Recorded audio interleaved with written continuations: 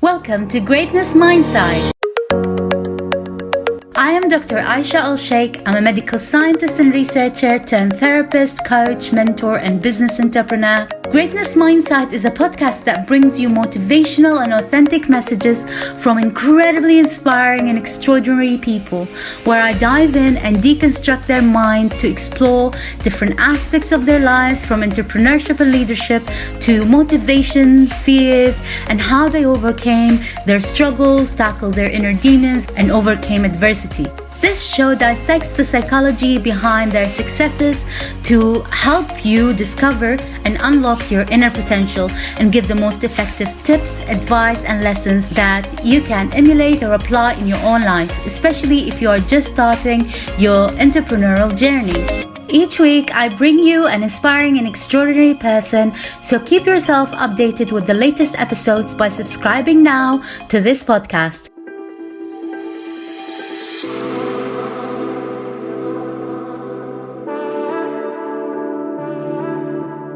Bet on yourself. Be willing to gamble on yourself because no one else will. If you want to achieve something, you've got to do something. Some people say you've got to believe in yourself. No, you've got to do more than that. You've got to risk things and allocate that risk to yourself. By Adam Cox.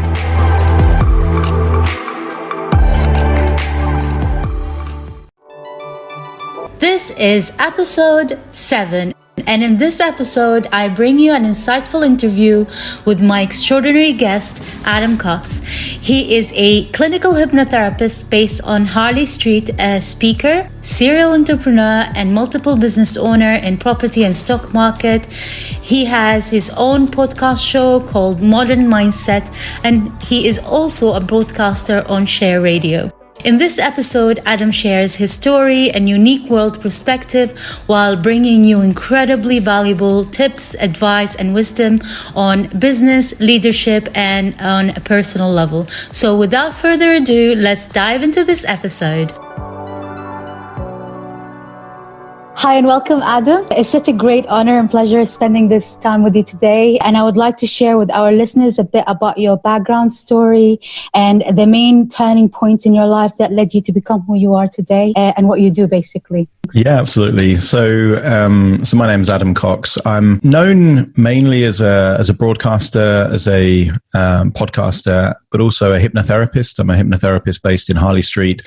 But I kind of consider those my hobbies. I run several businesses, invest in property and stock market, and just keep myself busy, really. But I'm kind of known as a hypnotist. And my background really is that I was interested in psychology from a very young age. You know, it sounds weird to say it, but even as a child, you know, kind of 10, 11 years old, I was reading books on creativity and speed reading and mnemonics, which is the ability to kind of memorize lots of information. So I was interested in the psychological side of personal development, even though I wasn't aware that it was called that at that point. I just wanted to be a better version of myself. And really that encouraged me to investigate psychology. So I studied psychology at degree level. But while I was in my first year of university, I actually had very severe anxiety, social anxiety disorder, generalized anxiety disorder. Literally, I was a recluse for many months of that first year of university, which is meant to be like a really sociable time where you kind of find out your own identity as an adult. But for me, I was kind of locked away in a tiny bedsit, you know, just feeling very anxious all the time. And why I would consider that my turning point is because I was in this kind of weird, almost like dynamic or contrast in the sense that I had all these kind of ambitions and desires and all these kind of things that I wanted to do. But at the same time, I couldn't even leave my apartment. And that was really strange for me to not be able to do that. And it forced me to go on a journey of just understanding anxiety, understanding psychology. So now when I work with clients, I tell them that I was my very first client. I had to fix the anxiety and the mental health issues that I had. Otherwise, I would be probably still in a very dark situation and probably would have committed suicide, I think, had that trajectory continued. So for me, that was the real turning point where I kind of figured out that if you work out how to do something and you make changes within your own mind and things like that, then the future and the present changes, and that can change relatively quickly. For me, my biggest value throughout my whole life has been freedom. And I only really had 2 jobs. You know, I worked at a radio station in the sponsorship and promotions department. And I was attracted to sales mainly because it was the psychology of influence. And I wanted to get good at this skill of influencing other people because I was very introverted and I couldn't communicate very well and I couldn't influence. So I wanted to kind of really master that skill. And then I moved into a PR agency, which I considered the industry of managing perceptions. And in both cases, I treated the job like I was running a business within a business. And that was really my mindset. Because I knew that long term, I didn't want to work for other people, that I wanted to be a master of my own destiny. And to do that really meant that I had to run my own business. So basically, the second job that I had in the PR agency, I figured out how to replicate and duplicate that model. And it was almost like my own Jerry Maguire moment. It was kind of like, I liked the proposition, but I felt that the way that the management was doing things just didn't align with my values. So I set up a rival company, and the company I left went bust within about 3 years. And I still have my PR agency now, which turns over £1 million a year. And I've got about 20 staff and it's growing. It's actually growing quite rapidly at the moment. But that really came from a place of knowing that I didn't want to have the insecurity or lack of ability to influence what was happening. Whereas I knew that if it was my business, then, you know, yes, there's going to be stressful occasions, but at least I could be the one to make the decision to learn and adapt to what's going on. Whereas I couldn't do that if I was an employee. And that kind of meant very early on, I was very focused on being an entrepreneur. And I still remember now, I laugh about it, but I had my first business when I was, 15 years old. And even before then, I was buying things at car boot sales and then selling them for a profit. So I've always been quite entrepreneurial and quite business focused. But that's really where it came from. It came from the value of freedom and not wanting to be at the whim of someone else's decision. That is very inspiring, because a lot of people will be stuck in that. They would want something, but they will settle for the job because it's a standard and the way the society works. But I love the idea that even though it's like a seeding, it's been inside you since you were a kid, and it's just been growing. And I think that was that turning point when you decided, you know what, I know I can do this, and believing in yourself and going. And that's a beautiful message to put out there. You know what's happening nowadays? There are a lot of people and a lot of challenges. I'm not sure how it affected your business, and if it did, what are the challenges are you actually facing currently, and how you're coping with that? Yeah, I remember having a meeting with my team. There was about, at that point, I think about 17, 18 people in the office. And I remember returning from London, and I had meetings in London, I think on about 14th or 15th of March, and it was eerie. It was like a scene out of 28 Days Later. It was kind of like there were people queuing outside Boots and like just not many people walking around. And I returned, and it was highly likely that there was going to be this enforced lockdown. And we made a preemptive measure to kind of send people home like 2 or 3 days early. But I remember communicating with my team, and I said, look, I'm gonna let you all know that it's going to be a strange time. There is going to be things that we can't control that absolutely will affect us, and it could mean that clients cancel. It means that campaigns are put on hold. Maybe, one of us gets sick, or someone we know gets sick. There's going to be all these things that happen that we're not in control of. But what I told them is that, if we allow it to be a reason or an excuse, if you like, to just complain and moan and be a victim, it is the perfect excuse. What could be a better excuse than a global pandemic that no one's in control of? Nobody really knows what's happening. So I said, we've been gifted with an excuse to fail if we allow it, or we can choose to adapt. We can choose to accept harsh realities, take them on the chin. And our responsibility is not to complain or moan, but adapt quickly to what's happening, and then control what we can control. And we can control what we do. We can control, how we communicate with clients, how we how we prepare for the day. And a really interesting thing happened. And I put a social media post up where I was very open and I said, look, there's so many unknown variables that I might lose everything that I've spent my entire life building.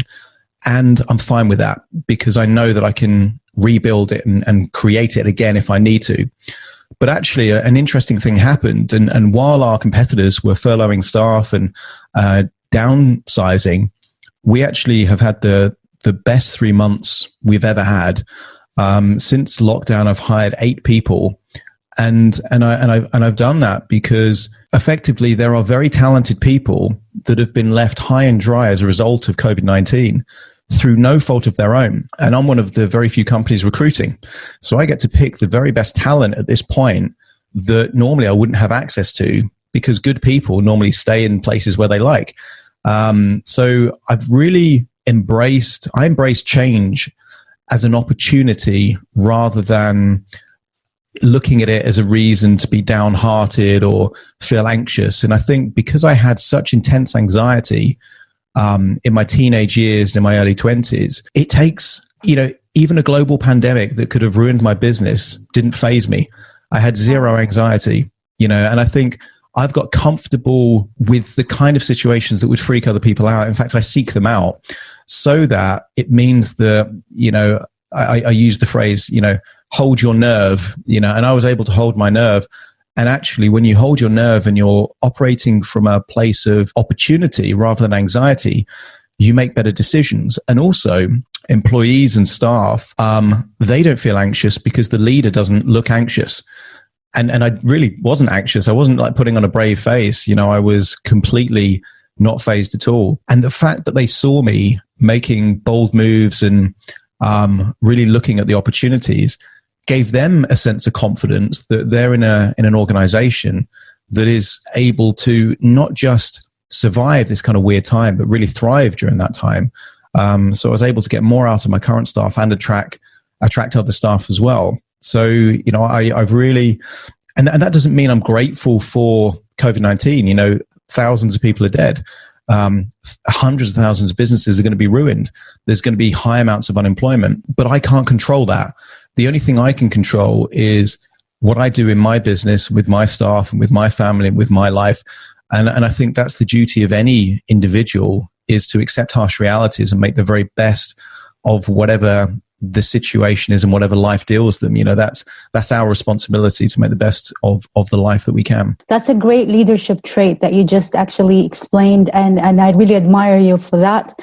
The thing is, when people are faced with these kind of challenges that are really out of their control, I want to just get inside your head and say, when you first heard this and realized this, what questions did you ask yourself to get you in a better state of mind? Yeah, the conversation was, there's going to be things, I'm a control freak, and I knew that there was going to be lots of things happening that are completely outside of my control. I can't control the death rate of a virus that is unknown. I can't control government policy. I can't control legislation. I can't control the economy.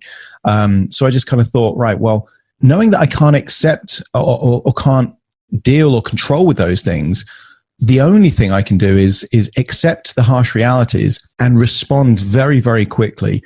And I think the conversation that I was having with myself was really paying attention to what's happening and then making constant adjustments. Because, it's all very easy to say, just pivot and do this instead of that. But the problem with that is that pivoting, if you think of it in a literal sense, you're moving in one direction and then suddenly you move and you go into a different direction. Yeah. Whereas actually, when you drive, you're making hundreds and thousands of tiny little movements to stay on track. You need to pay attention to the road. And if there's harsh weather, you need to pay even more attention to the road. And if there is things that are obstacles and that stuff, you pay even more attention. But your responsibility of the driver is to respond to what's happening, not to pretend everything's great, which a lot of people have been doing. I've seen a lot of people on social media and in the mainstream media saying, oh, this is great, what an amazing opportunity. And I think that's disrespectful to the people that have really been either from a health perspective or an economic perspective, been devastated by this virus. But equally, I'm not going to be in that situation where I just complain constantly. And again, you can see this on social media all the time. There are people complaining about what Boris has to say, complaining about government policy, what they should or shouldn't open or close. And yes, I get the frustration, but it still puts you in a victimhood mentality if you're complaining about all these things that you're not in control of. Whereas I think there are countless examples of businesses and entrepreneurs that have said, you know what, this is an awful situation, but why don't we do this instead? And I think that's where creativity comes in. That's where responsiveness comes in. And it's also where leadership comes in as well, because, teams aren't going to follow a leader that doesn't know what they're doing or looks insecure or looks anxious. So, the conversation I had with myself is that my responsibility is for my own well-being and the well-being of my employees. And that means that I have to step up even more and really pay attention to what's happening. And by doing that, we were able to turn what could have been a business critical situation into an opportunity. But I don't think that would have happened if anxiety was kind of in charge. If anxiety was in charge, I would have been immediately laying off staff. I would have, furloughed all the staff and try and minimize and kind of retreat to the fortress. But you don't have to retreat to the fortress if you really pay attention to the true threats rather than imaginary threats. And that's really what happened with us. So, I was able to do that now. If this situation would have happened even 3 or 4 years ago, I don't think I would have been in the right place to respond in the way that I have this time.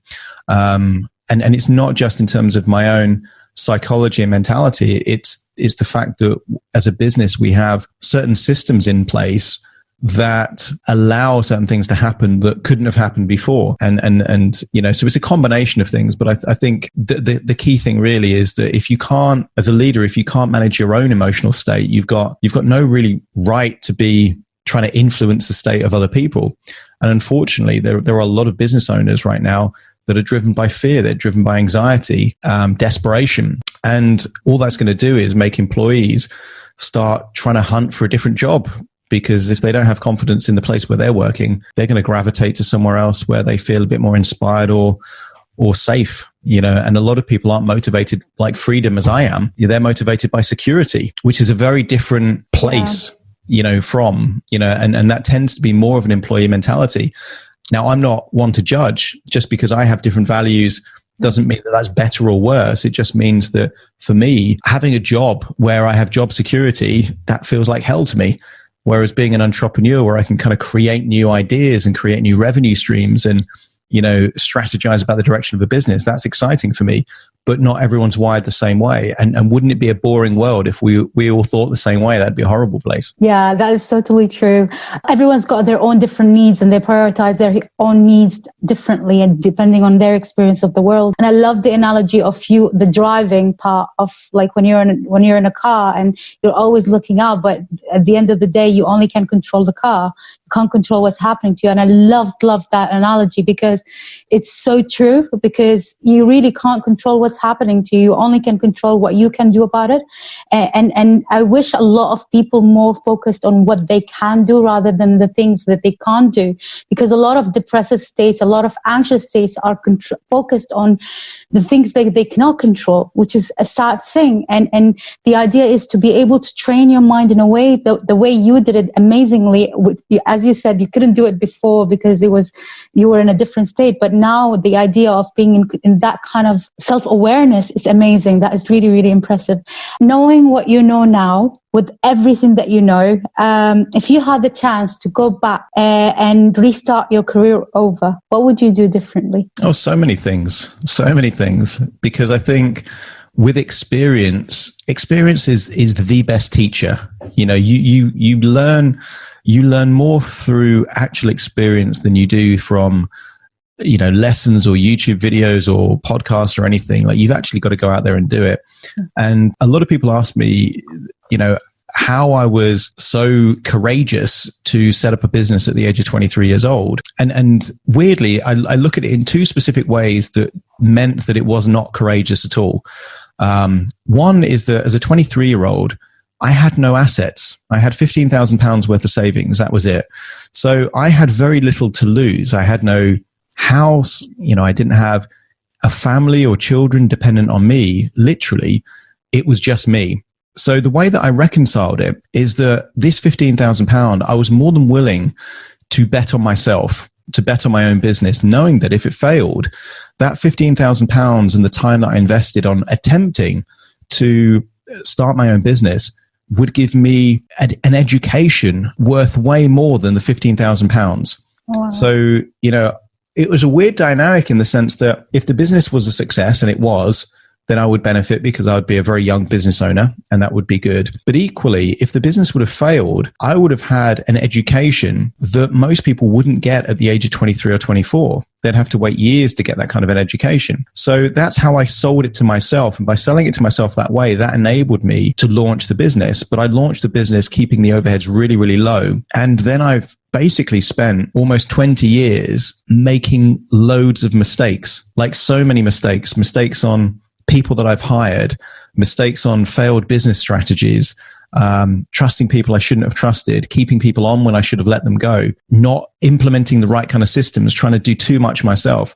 So the reality is when I kind of thought there was a chance that I could lose, my main business, the reason why I was so confident that that would not be too much of an issue is that if I started again at the age of 41, I knew that I could get to where I am now relatively quickly because I would have the experience. So the reality is, if I had a time machine and went back in time to the age of 23 again, well, I would have 20 years worth of experience inside the brain of a 23-year-old. So I would do loads of things differently, and I'd be way further ahead now. But I think sometimes people don't do things because they're scared of failure without realizing that failure is essential to get good at stuff. Otherwise you're just lucky.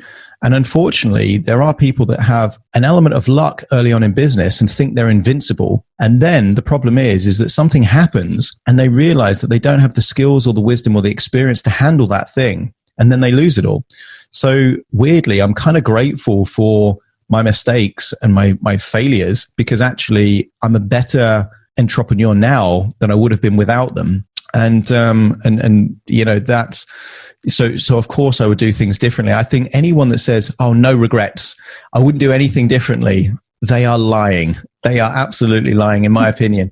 Because the thing is, yes, you're not going to have the same life, but why would we have the ability to learn things and not do it? And sometimes you see these kind of people at personal development events, and they go from seminar to seminar, learning stuff, signing up for expensive courses, but they never actually execute anything because they're terrified of failure. Whereas if they would have took all of that money that they spent on courses and actually try to launch whatever their dream is or their vision is, and then fail, but kind of learn from what's happening, they would be infinitely further ahead than just being these kind of seminar junkies that just kind of learn, other people's knowledge and experience. And that just isn't enough. You've actually got to be willing to go out there and do it. And so many people are just terrified of doing that. If you had one advice that would tell yourself, if you have that machine where you went back, what would be that one advice to your young self that you would say? It's a great question. And I have a workshop that I do called Hypnotic Wealth, where I ask people the same question. I said, if you have a time machine, you can go back 10, 20 years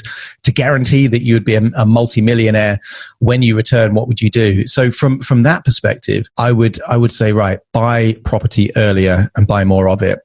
So from a wealth perspective, I would do that. From a personal development sense, it was in my late 20s that I had to really work on myself because I didn't really like who I was. I was trying to pretend to be someone that I wasn't. And luckily, that kind of changed. Well, I was still relatively young, I must have been about 27, 28, but that needed to happen. And now I'm very comfortable in my own skin. I'm not saying I'm perfect by any stretch of the imagination, but I do accept who I am. And I think if I could go back to that kind of, 13, 14-year-old version of myself, I'd just say, look, you don't know this yet, but you're going to turn out all right. Have a bit of confidence in yourself, trust yourself, accept yourself, but be willing to learn and adapt very, very quickly. And I think I kind of gave myself that advice, but kind of a little bit later in life, but I'd still rather have that advice than not have it. So better late than never. Wow, that's an amazing advice. I think a lot of people, especially younger generation, should benefit from actually listening to this advice.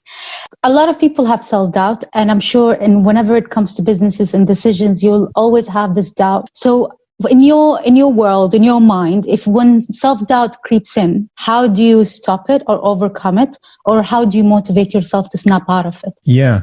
Sometimes self-doubt particularly is a form of intuition. And I don't think snapping out of it is always the right thing, because sometimes the doubts are valid. Sometimes they're genuine. Yeah. Sometimes there are genuine reasons why we shouldn't do stuff. And I think, if you have that kind of, false level of confidence about everything, that comes across as arrogant, and actually it can encourage people to make mistakes. So, sometimes I use the example of, driving a helicopter or being a cage fighter. If I was, I am not a very good fighter. So if I stepped into an octagon with a well-trained fighter and I've got self-doubt, that's probably because I should not be in that ring. I should not be fighting because I'm not prepared enough. I haven't trained enough. Equally, if I've got self-doubt at flying a helicopter, that's probably a useful thing, because if I ignore and just snap out of it, I'm going to crash that helicopter and kill myself and maybe other people as well. So it's not always a good thing to simply snap out of it. I think there is a very big difference between valid anxiety and valid hesitation to actually take risks and attempt things, and a feeling of trepidation even when you have the skills.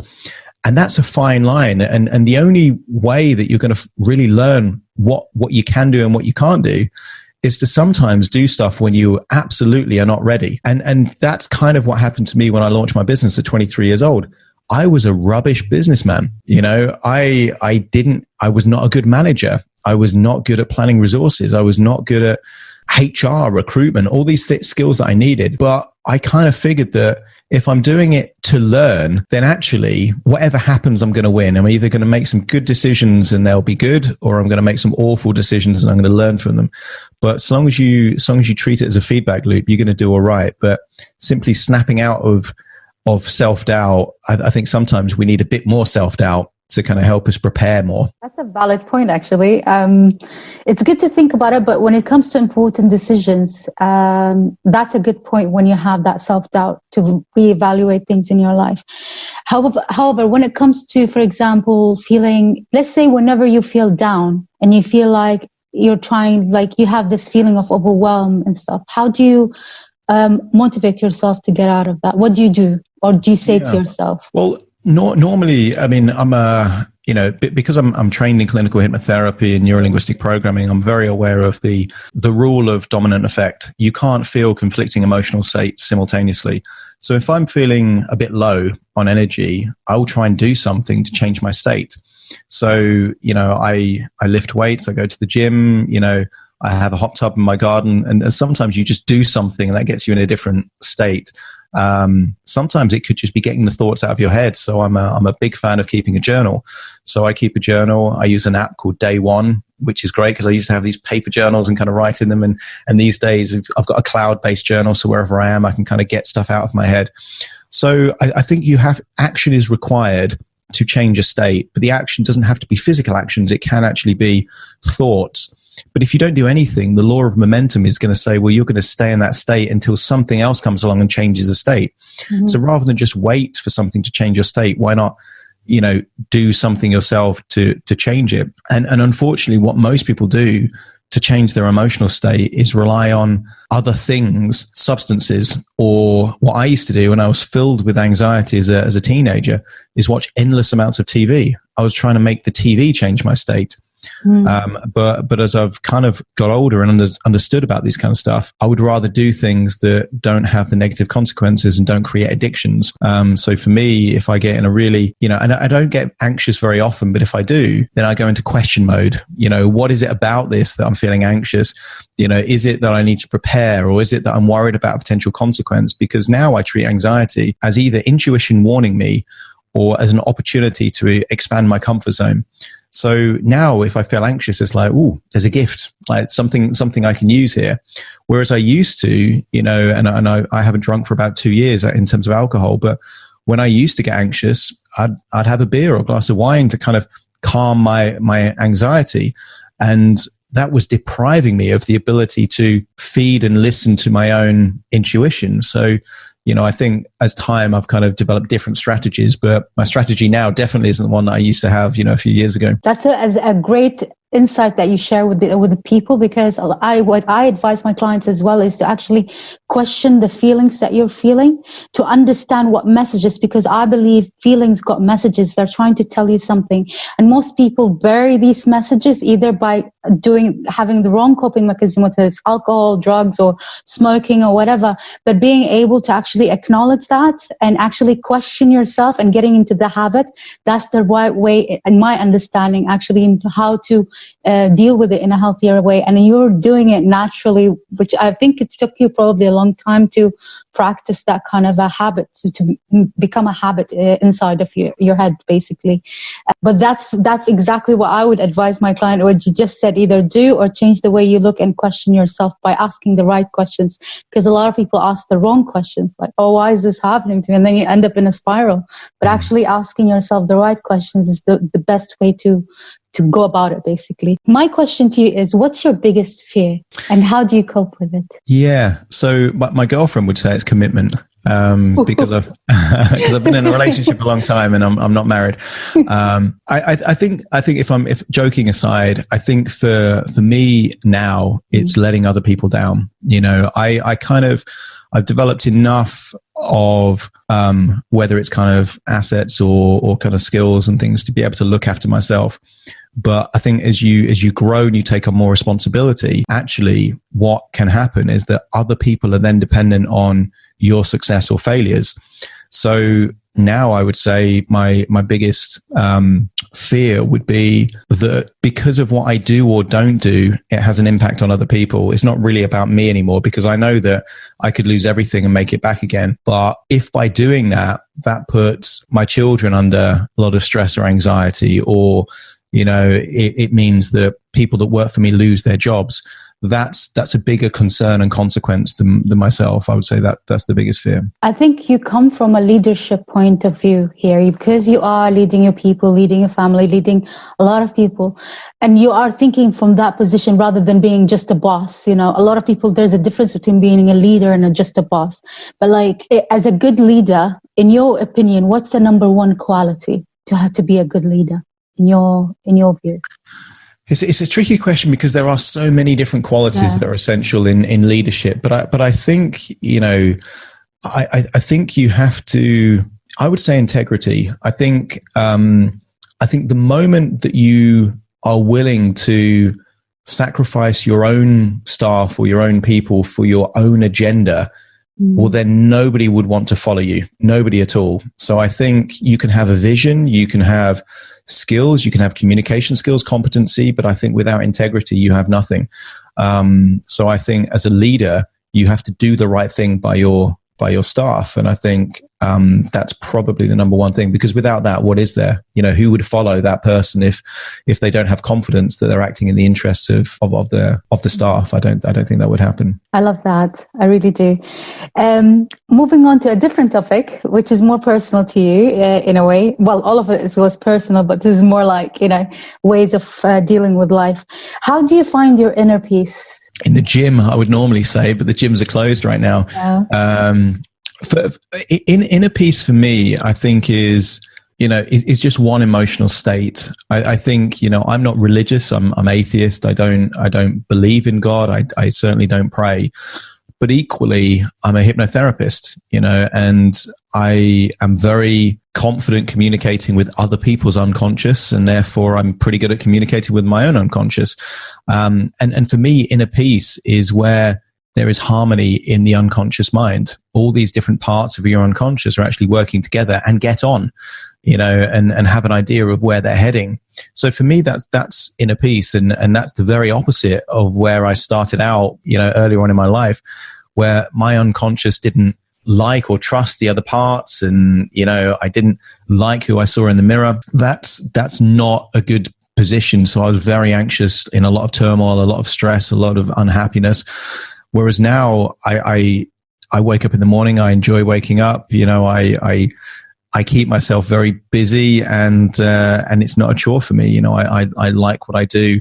And for me, inner peace is not lying on a beach or just doing nothing, relaxing. Inner peace is sometimes it's being very busy, but doing it in a very fluid way where it doesn't feel like work. And I think, sometimes I'm at my most peaceful when I'm working, 15-hour days, that it doesn't have to be, doing nothing to be peaceful. That's an interesting way of looking at it. And I don't think people answered me like this before. You're like the first one who said, yeah, I find my peace when I'm working or when it's actually being in a state of flow. Is that what you're referring to?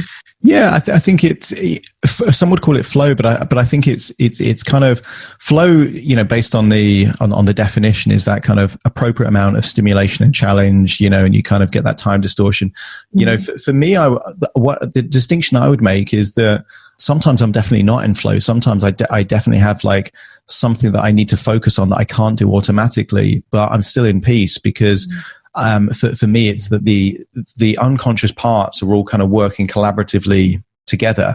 And I think I only achieved getting into that particular place from being a hypnotherapist. I think had I not been a hypnotherapist and noticed all these, it's kind of a weird thing. I get paid to do something I really enjoy as a hypnotherapist. But actually, every single client I work with, at the end of that session, I'm trying to relate their experience to me so that as I'm helping them, I'm kind of adjusting my own kind of internal representation of, well, what do I need to work on? What do I need to change? So I would encourage anyone that's really into personal development, be a therapist, because you're just going to get so good at working on yourself by working with other people. That's why I do what I do in a way.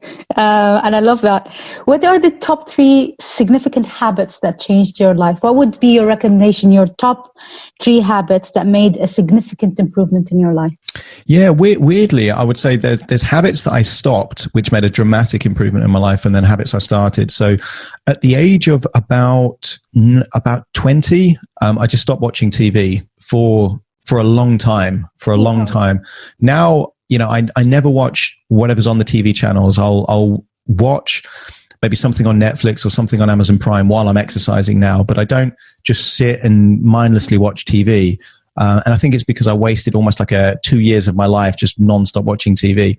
So stopping watching TV was a habit that really kind of changed my life because it gave me time. And time is one of the most valuable commodities in any life. Around about 5-6 years ago, I stopped drinking fizzy drinks. And up to that point, I was drinking a lot of fizzy drinks. So for my own health, that was a massive difference in energy levels and things like that.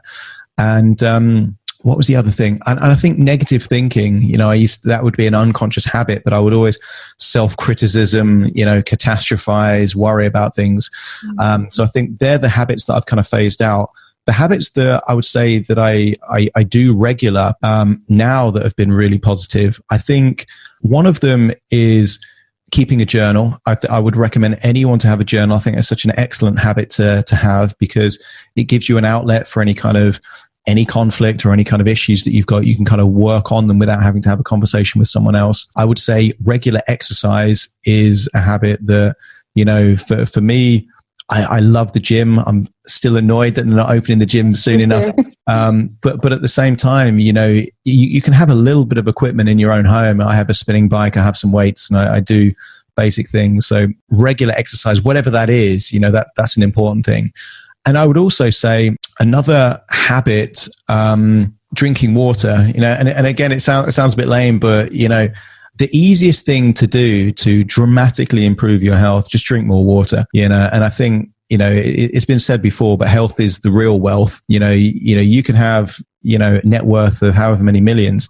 If you're sick and if you're lethargic and you've got, the wrong kind of biochemistry, then it means nothing. And look, we all know people that have died too young.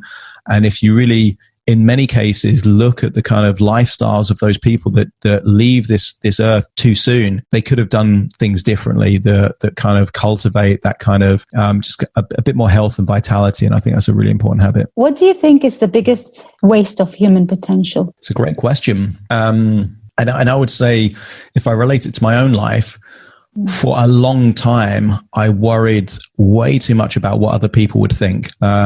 Way too much. I would say, oh, but what if they think I'm, cocky, or what if they think I'm, a lunatic, or what if they see me fail? And here's the thing I've learned, most people don't care. They really don't care. And that's a weird thing to say, but most people don't care. And the people that do care are often trying to protect you, not interfere with your life or judge you in any kind of way.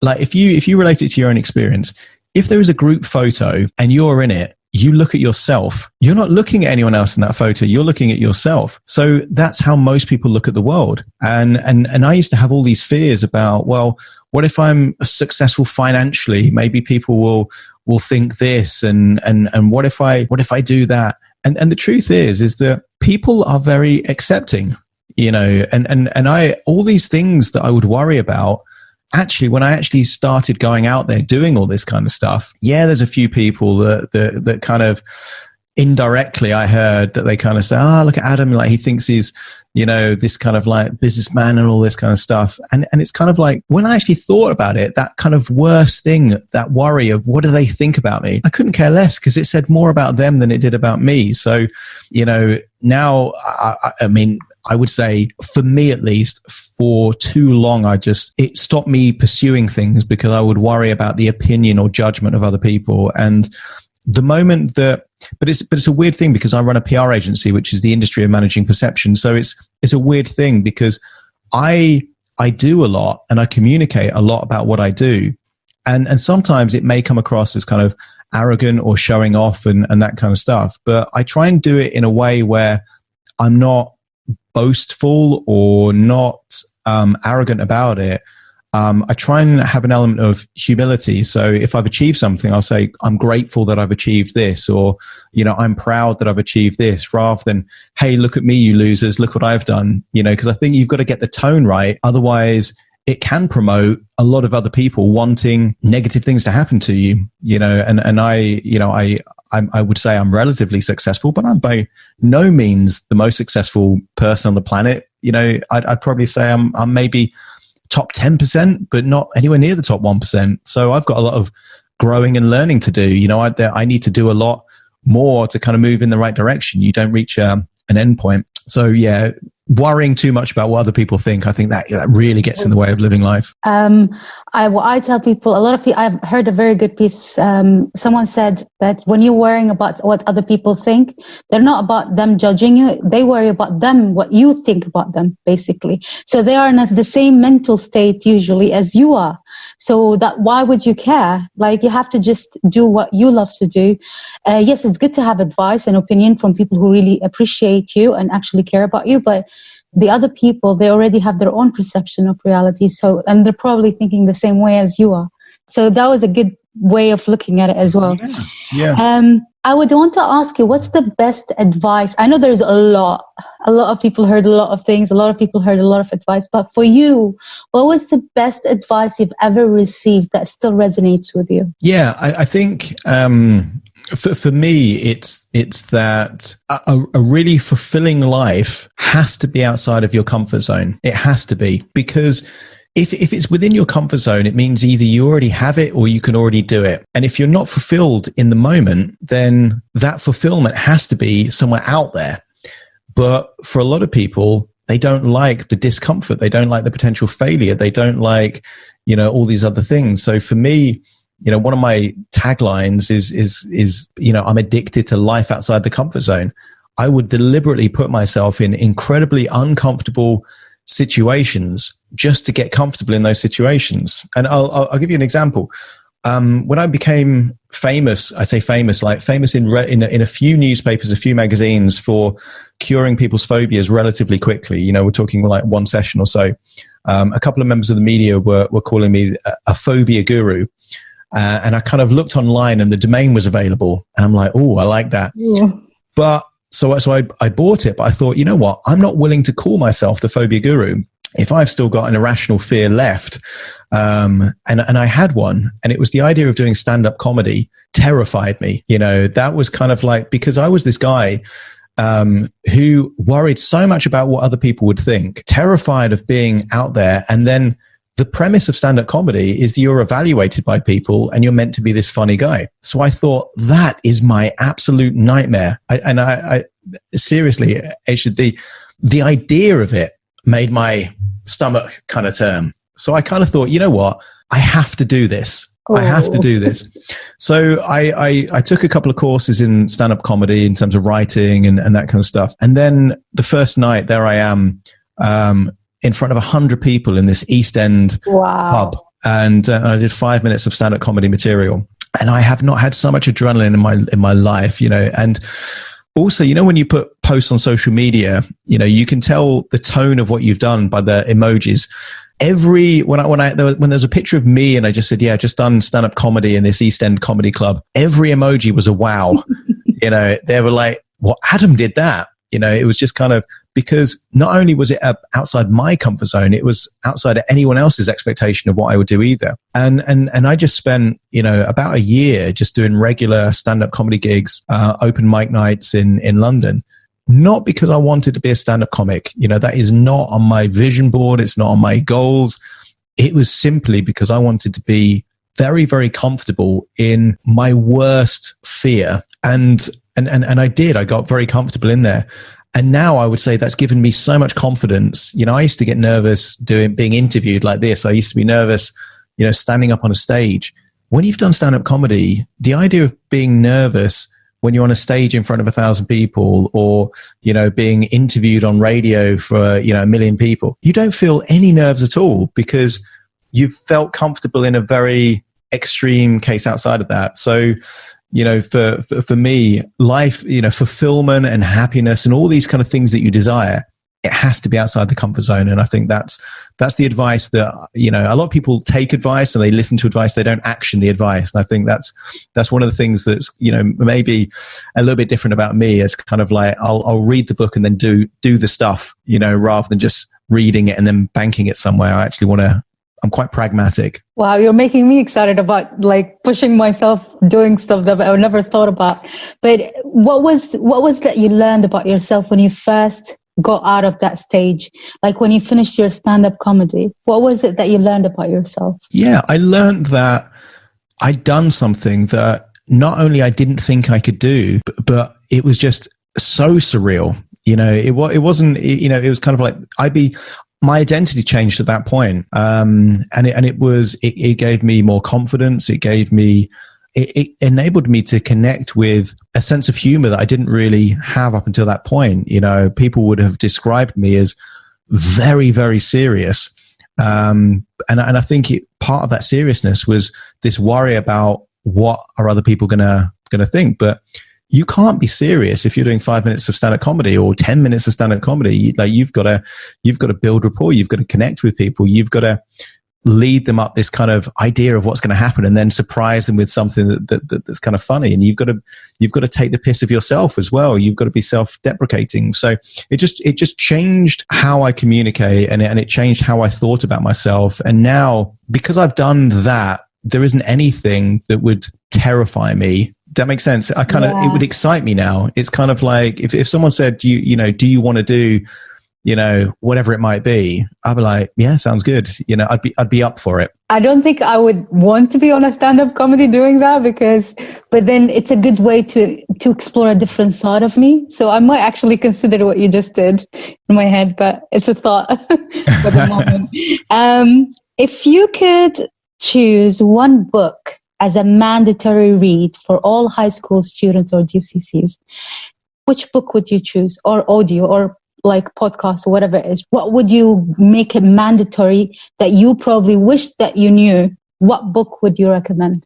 It's a really good question, and there would be lots on the short list. I think it's tricky because some of them are quite niche. So a book, when I read this book, I remember wishing that I'd have read it like 5 years earlier, and that was a book called Influence by Robert Cialdini. I just thought, wow, there is gold in here. The book that changed my life in terms of my career was a book called Persuasion Engineering by Richard Bandler. And it was it was literally about the application of NLP principles in the dynamic of selling and persuasion. But I think that's because I was already interested in this kind of area of influence. I think if I was going to say one, and it's a classic book, but I would say How to Win Friends and Influence People by Dale Carnegie. And I think it's such a old-fashioned book, but what it does is it teaches the importance of communication and empathy and thinking about the needs of other people. You know, I've read that book several times, and I think it's such a powerful book. If it was about wealth specifically, I'd probably say Richest Man in Babylon, because I think most people are clueless about money, and I think that's another great book that would, you know, it should be mandatory reading. Maybe Rich Dad Poor Dad as well. There's loads. I could have I could have 100 on that list. I think they should include these kind of books in university, or not school, not universities.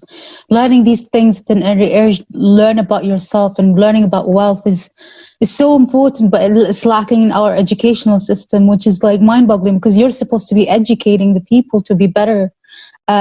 So thanks for sharing that part in terms of your the recommendation of the books. I've got 5 more questions, but we'll hopefully finish soon. What is the number one solution to healing the world in your opinion? It's going to sound very, very, very, really negative, but I don't think you can heal the world. You know, I think it's a great intention.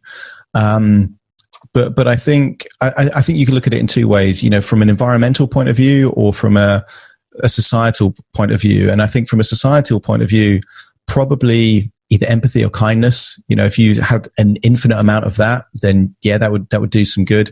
But I also think empathy and kindness would also, you know, from a environmental point of view, would probably be helpful as well in terms of like thinking of that. So yeah, if I'm going to answer that question, I don't think it will ever happen, unfortunately, as tragic as it is. But I would say kindness. You know, if you had to have one thing, kindness would probably make the world much nicer. Maybe it wouldn't change, but you can still work on it. Oh, totally. Spread that message. So yeah. Okay. What simple fact do you wish more people understood? Responsibility, cause and effect. I think a lot of people have a disconnect between the fact that to have something or to achieve something, you have to do something.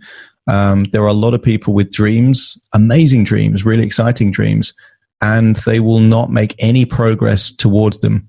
And I think if more people understood that you can pretty much do whatever you want, but you've got to do the work, you've got to learn the thing, you've got to take the action, pay attention, respond accordingly. You know, I think that's what it is. It's about taking personal responsibility and understanding cause and effect. Whatever you want, fine, but do the thing to get that thing. If you could fix one world problem, what would you do to you personally? A world problem? One world problem. What would it be if you could fix that? I would probably say some vulnerable people, you know, it's probably children. You know, if there's as adults, I think there's a lot that we can do for ourselves. But I think there's children in situations through no fault of their own that are in very vulnerable situations that might be experiencing abuse or harm or exploitation. And I think the tragedy there is that, you know, because they're not protected, because they are vulnerable, not only do they experience, you know, pain and whatever the consequences are, but unfortunately, as they get older, often it creates a cycle where they project that onto someone else. So if there was one societal problem, I would say abuse of children would probably be number one. That's an area a lot of people are trying to work on and still needs a lot of help as well. So I appreciate that kind of share from you. Coming on to our last two questions, even though I don't want to end, you've got a very interesting mind and ways of thinking. How do you want to change the world? And what's your ultimate vision for what you do? What do you want to leave behind? So what's the legacy that you want to leave behind? Yeah. So for me, having thought about this question a lot, I've kind of thought, why have I been attracted to certain things? So I'm a radio presenter, a podcaster, you know, I speak on stages, you know, I'm a hypnotherapist. And I thought, what do all these kind of things have in common? And it's my voice, you know. So for me, you know, I want to change the world using my voice. That's my mission.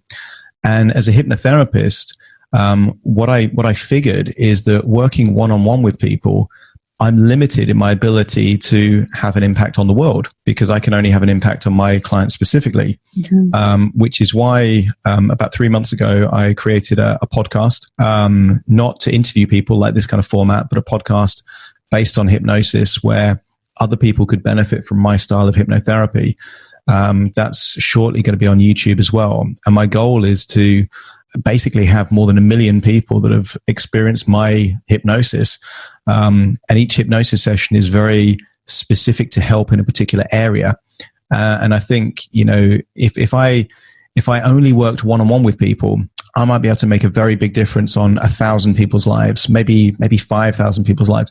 But with the strategy that I'm pursuing right now, I can literally have a potential impact on millions of people, and that's my mission. Wow, I'm joining you on that for that mission, that kind of mission. So it's my way as well of expressing myself and reaching and trying to change people's lives. Coming on to our last question: if you were to die today, what are the 3 unique pieces of knowledge or wisdom from your own life and experiences would you give your family or people? Yeah. Would I have a day to kind of let people know, or they would just find out about what this legacy is? So would I know in advance and I could tell people what I want them to hear? Or so if you, let's say you don't know what's going to happen after this podcast, God forbid, I'm not like trying to yeah, putting a spell on me. Okay. But if you were to say this would be your last 3 pieces of advice on earth, okay, fine. What would that be? I would say, number 1, bet on yourself. Be willing to gamble on yourself because no one else will. And the reason why I say bet or gamble is that you've got to risk something. You can't, so many people say just believe in yourself. No, you've got to do more than believe. You've got to risk things and allocate that risk to yourself. So that would be number 1. Secondly, take 100% responsibility. No whinging, no moaning, no complaining. This isn't fair. Take it on the chin. Life is brutal. Life is hard. Accept that it's hard and be 100% responsible. Because, you wouldn't want an easy existence. You want a fulfilling existence. So advice number 2 would be responsible. And number 3 is that, look after yourself first. But then after you've got yourself in order, then focus on other people. Because if you just focus on yourself, then at some level, you're going to be arrogant, conceited, selfish. There's only so much that you can do by focusing on yourself. And I'm a big believer of, well, you need to look after yourself first, get your health in order, your finances in order, your own mental health in order. But after you've done that, then start looking to your family, the wider community, vulnerable people, things that you can actually make a difference. So they would be my 3 bits of advice. These are amazing pieces of advice, and I really appreciate you sharing this. Is there anything else or final words you want to share with the listeners, or is anything you want to announce, or what would be the best way for people to reach you as well? Yeah, so if anyone's interested in reaching out with me, I've got a few different websites. So if you have a phobia, you can go to phobiaguru.com. If you want to lose weight, you can go to hypnoslimming.com. If you have an addiction, you can go to addictionexperts.co.uk. If you want to hear my podcast where I interview other people, of which Aisha's been a guest before, that's Modern Mindset. Find that on all the podcast platforms. And if you want to hear my hypnosis that I do, then if you go on any podcast platform and look for The Hypnotist, then you'll see my bald head with a green eye looking at you, and you can check me out. Wow. Thank you so much, Adam. I really appreciate sharing this side of you, these thoughts of yours with our listeners as well. It's been a pleasure having you. More than welcome. Thank you. Thank you so much. Thank you, Aisha. Thank you. Thank you for joining me today, everyone. To automatically receive the latest episode, please subscribe. And if you'd like to support the show, please share with one friend that you can help. And if you find it helpful, then please leave a review and comment on who you would also like to see as a guest in the future episodes. You can also message me directly on Instagram, Facebook, and LinkedIn at Dr. Aisha Alsheikh at DrAisha